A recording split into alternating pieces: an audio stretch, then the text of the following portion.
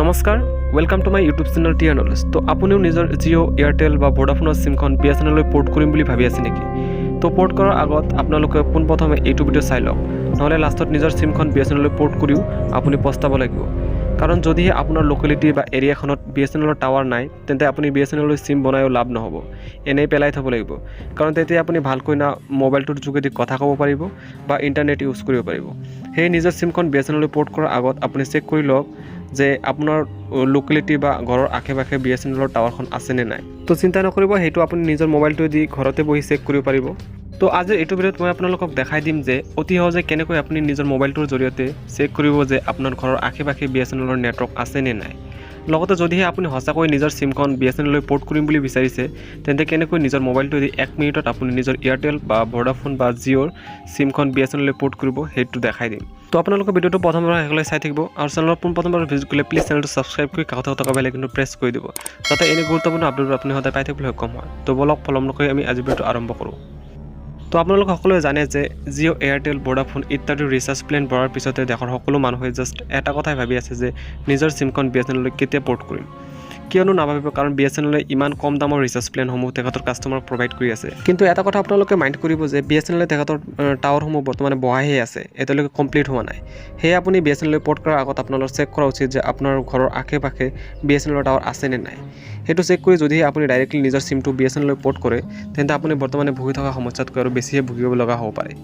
সেয়ে আপোনাৰ এৰিয়াখন বা আপুনি বাস কৰা ঠাইখনত BSNL টাৱাৰ আছেনে নাই সেইটো চেক কৰিবলৈ নিজৰ মোবাইলত থকা গুগল ব্ৰাউজাৰটো অ'পেন কৰি আপোনালোকে কভাৰেজ মেপ BSNL বুলি চাৰ্চ কৰি দিব। তো মই আপোনালোকক দেখাই দিম লাইভ কেনেকৈ আপোনালোকে চেক কৰিব। আপোনালোকৰ আশে পাশে BSNL টাৱাৰ আছেনে নাই সেইটো চেক কৰিবলৈ আপোনালোকৰ মোবাইলত থকা গুগল ব্ৰাউজাৰটো অ'পেন কৰি আপোনালোকে কভাৰেজ মেপ BSNL বুলি আপোনালোকে চাৰ্চ কৰি দিব।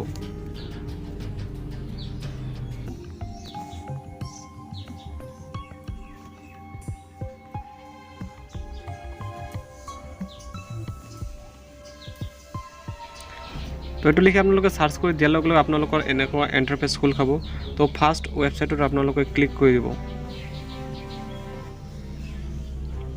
ক্লিক কৰি দিয়াৰ লগে লগে আপোনালোকৰ এনেকুৱা ইণ্টাৰফেচ খোল খাব। তাৰপিছত আপোনালোকে অলপ স্ক্ৰল কৰি চাব যে ইয়াত আপোনালোকৰ ইণ্ডিয়া চিলেক্ট আছেনে নাই। তো আপোনালোকে ইণ্ডিয়া চিলেক্ট কৰি ল'ব যদিহে ইণ্ডিয়া নাই। নেক্সট আপোনালোকৰ ৰাইট ছাইডত দেখা পাব কেৰিয়াৰ। তো এই অপশ্যনটোত ক্লিক কৰি দিয়াৰ লগে লগে আপোনালোকৰ ইয়াত বিভিন্ন ধৰণৰ চিমৰ অপশ্যন খোল খাব। Airtel mobile, BSNL mobile, Jio' mobile, VI mobile, অৰ্থাৎ আপোনালোকে প্ৰত্যেকটো চিমৰে নেটৱৰ্ক আপোনালোকৰ চাৰিওকাষে আছেনে নাই সেইটো চেক কৰিব পাৰিব। তো মই আপোনালোকক BSNLটো দেখাই দিবলৈ চেষ্টা কৰিম। তো BSNLটো চেক কৰাৰ লগে লগে আপোনালোকৰ এনেকুৱা এটা মেপ খোল খাব। তাৰপিছত লেফ্ট ছাইডত আপোনালোকে ইয়াত চাৰ্চ বুলি এটা অপশ্যন দেখা পাই আছে। তো ইয়াত আপোনালোকৰ যিটো ঠাইত আপুনি থাকে, তো সেই ঠাইখনৰ আপোনালোকে এড্ৰেছটো ফিল কৰি দিব। তো মই আপোনালোকক দেখাই আছোঁ এটা ঠাইৰ এড্ৰেছ ফিল কৰি। তো মই মোবাইলটো পৰ্ট্ৰেট কৰি লৈছোঁ, তেন্তে আপোনালোকৰ দেখাত সুবিধা হ'ব। তো মই যিকোনো এটা ঠাইৰ এড্ৰেছ আপোনালোকক ফিল কৰি দেখাই আছোঁ যে সেই ঠাইখনত কেইটা BSNL টাৱাৰ আছে। তো ইয়াত আপোনালোকে চাৰ্চ অপশ্যনটোত ক্লিক কৰি নিজৰ যিটো ঠাইত আপোনালোকে বাস কৰে সেই ঠাইখনৰ আপোনালোকে সম্পূৰ্ণ এড্ৰেছটো ফিল কৰি দিব। তো মই আপোনালোকক দেখাই আছোঁ যিকোনো এটা ঠাইৰ।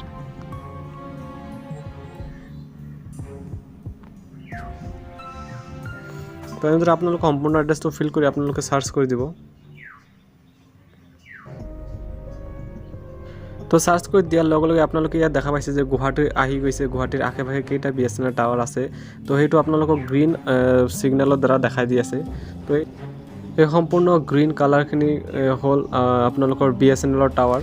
তো এনেদৰে আপুনি অতি সহজেই নিজৰ লোকেলিটিত কেইটা BSNL টাৱাৰ আছে সেইটো আপোনালোকে চেক কৰিব পাৰিব। নেক্সট, যদি আপোনাৰ আশে পাশে BSNL নেটৱৰ্ক আছে আৰু যদি আপুনি বিচাৰিছে যে আপোনাৰ জিঅ' এয়াৰটেল বা ভোডাফোনৰ চিমখন সঁচাকৈ BSNL পোৰ্ট কৰিবলৈ, তেন্তে আপুনি 1 মিনিটত নিজৰ মোবাইলটোৱে দি কৰিব পাৰিব। তো পোৰ্ট কৰিবলৈ আপুনি জাষ্ট 1900 এই হেল্পলাইন নাম্বাৰটোত আপুনি এটা মেছেজ সেন্ড কৰিব লাগিব। তো মই আপোনালোকক দেখাই দিম যে কি মেছেজ লিখি আপুনি এইটো নম্বৰত সেন্ড কৰিব। তো স্ক্ৰীনত মই আপোনালোকক দেখাই দিবলৈ চেষ্টা কৰিম। তো আপুনি নিজৰ চিমখন BSNL পোৰ্ট কৰিবলৈ নিজৰ মোবাইলটোত ফাৰ্ষ্ট পোৰ্ট PORT লিখি তাৰপিছত আপুনি এটা স্পেচ দিব।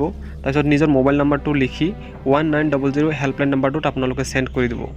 আৰু এই মেছেজটো আপোনালোকে সেন্ড কৰাৰ লগে লগে 1 মিনিটত আপোনাৰ জিঅ' এয়াৰটেল বা ভোডাফোনৰ চিমখন BSNL পোৰ্ট হৈ যাব। তো এইটো এটা সিম্পল প্ৰচেছ আপোনালোকে নিজেই নিজৰ মোবাইলটো দি অতি সহজেই নিজৰ চিমখন BSNL লৈ পোৰ্ট কৰিব পাৰিব তো নিশ্চয় এতিয়া আপোনালোকক গম পালে যে নিজৰ আশে পাশে থকা BSNL টাৱাৰ আছে নে নাই সেইটো কেনেকৈ চেক কৰিব আৰু লগতে এইটো গম পালে যে নিজৰ বৰ্তমানে থকা সিম জিঅ' এয়াৰটেল বা ভোডাফোন কেনেকৈ আপোনালোকে অতি সহজে নিজৰ মোবাইলটোৰ যোগেদি অতি সহজে 1 মিনিটত কেনেকৈ BSNL লৈ পোৰ্ট কৰিব তো আজি এইখিনি আছিল যদি ভিডিঅ'টো ভাল লাগে প্লিজ ভিডিঅ'টো এটা লাইক কৰি দিব আৰু চেনেলটো পোনপ্ৰথমবাৰ ভিজিট কৰিলে প্লিজ চেনেলটো ছাবস্ক্ৰাইব কৰি দিব তো পুনৰ লগ পাম এনেধৰণৰ গুৰুত্বপূৰ্ণ ভিডিঅ'বোৰ লৈ Yeah.